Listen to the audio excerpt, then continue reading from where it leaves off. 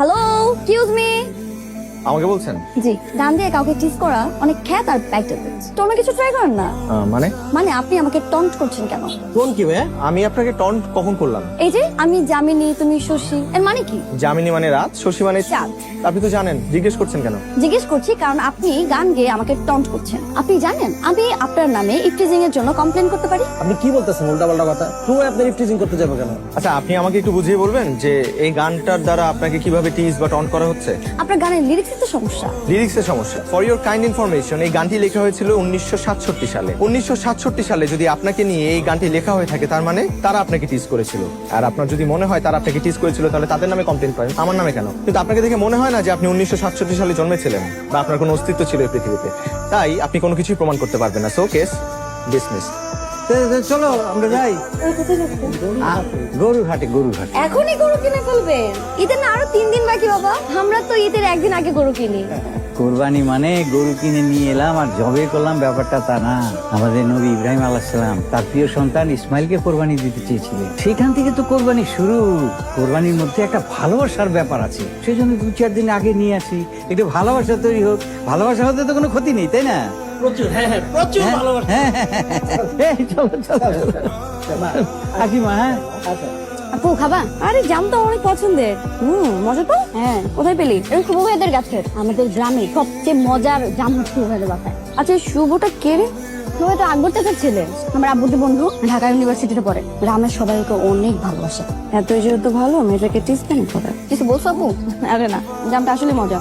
শোন, তুই কিন্তু আমাকে ওই দিকটা ঘুরে দেখাস নি। দেখ কি সুন্দর লাগতেছে, পুকুর আছে নাকি ওখানে? জামটা খাও, আমি তখন সব ঘুরে দেখাবো। আচ্ছা ঠিক আছে। এই এই, ওর সাথে সেলফি তুলছেন, অনুমতি নিয়েছেন? আপনি হয়তো ভুলে যাচ্ছেন এই গরুর শরীর আমরাও তো, সেই হিসেবে গরুর মালিক আমি। আমার গরুর সাথে আমি ছবি তুলবো, সেটার জন্য পারমিশন কেন নিতে হবে? আমি মালিকের অনুমতির কথা বলিনি, আমি ওর অনুমতির কথা বলেছি। আমাদের গরুর সাথে ছবি তুলবো, সেটার জন্য আমার পারমিশন নিতে হবে? এই গরু গরু করছেন কেন? ওর একটা সুন্দর নাম দিয়েছি আমি, কাটুস। দেখেন কি সুন্দর, কাটুস কাটুস করে ঘাস খাচ্ছে। এটা কোনো নাম হলো কাটুস? যেহেতু এই গরুর ভাগিদার আমরাও, তো এই গরুর নাম আপনি একা রাখতে পারবেন। এই গরুর নাম দিব আমি, ওর নাম কাটুস। দেখ কি সুন্দর করে কাটুস করে ঘাস খাচ্ছে। কুটুস কুটুস, ওয়াও সুন্দর নাম। তুই চুপ থাক তো, সব জায়গায় কাটুস। কি হচ্ছে এখানে? আমাদের একটা ঐতিহ্য আছে, প্রতি ঈদের পরের দিন আমাদের এখানে পুনর্মিলন অনুষ্ঠান আয়োজন করা হয়। সেই অনুষ্ঠানের রিহার্সাল হচ্ছে। ভালো তো। আপনি কি করবেন? আমি এসবের মধ্যে নেই। আপনাদের অনুষ্ঠান আপনারা করেন না, আমি তো গেস্ট। এই গ্রাম আপনার না? হ্যাঁ, কিন্তু আমি তো এখানে থাকি না। আপনারা রিহার্সাল করেন, আমি দেখি। তাহলে সবাই তোমার গানটা দিয়ে শুরু করো। আমি জামি তুমি শুভ, চাচা খুব বিপদে পড়ে আইতে পারেন। কেন, কি হয়েছে? ওই অন্য শ্বশুর বাড়ি থেকে খবর পাঠাইছে, ওই জামাই বাড়িতে নাকি গরু পাঠাইতে হইব, কোরবানির গরু। না পাঠাইলে জামাই মানে চুপ থাকবো না। আশ্চর্য তো, এটা আবার কোন ধরনের রেওয়াজ আঙ্কেল? এই নিয়ম নাকি ওই এলাকা। এর জন্য আপনার আমি আগে বলছিলাম যে এত কম বয়সে মেয়েটারে বিয়ে দিয়েন না, পড়াশোনা শেষ করুক, স্বাবলম্বী হোক, তারপর। কথা তো শুনলেন না। আসসালামু আলাইকুম। জি ওয়ালাইকুম আসসালাম। আপনি কি রতন সাহেব?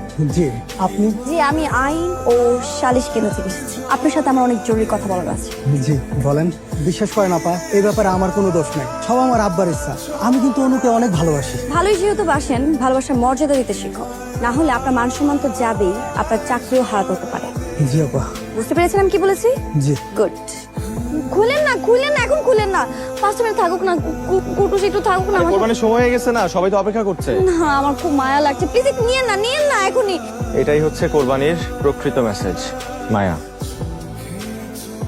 আকবর ভাই, আশরাফ ভাই কইছিল যে 2 দিন আগে কিনতে। হ্যাঁ, তো 2 দিন আগে না কিনে ঈদের আগে ভালো হয়েছে, তাই না? গরুটা কিন্তু ভালো হয়েছে।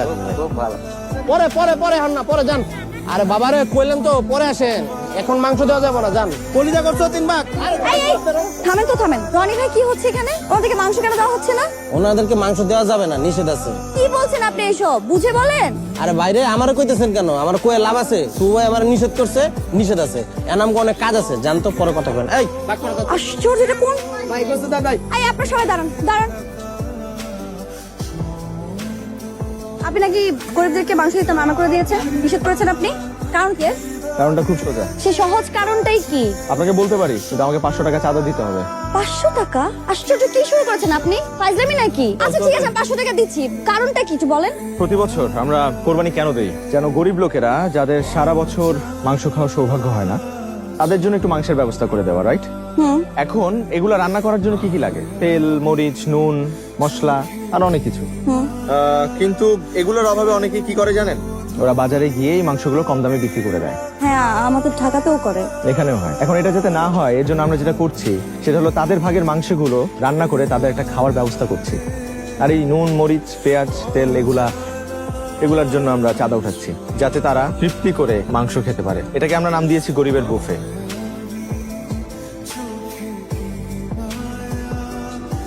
এত রাতে আপনি এখানে?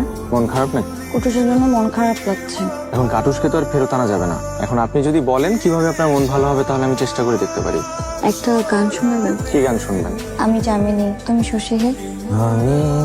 আচ্ছা আচ্ছা, আমি একটা জিনিস ভাবছিলাম যে কাটুস কুটুসকে তো আর আমরা ফেরত আনতে পারবো না, মন খারাপ করে কোনো লাভ নেই। কিন্তু ওদের নাম দুটো কিন্তু খুব কিউট ছিল, তাই ভাবছিলাম এখন থেকে তুমি কাটুস আর আমি কুটুস।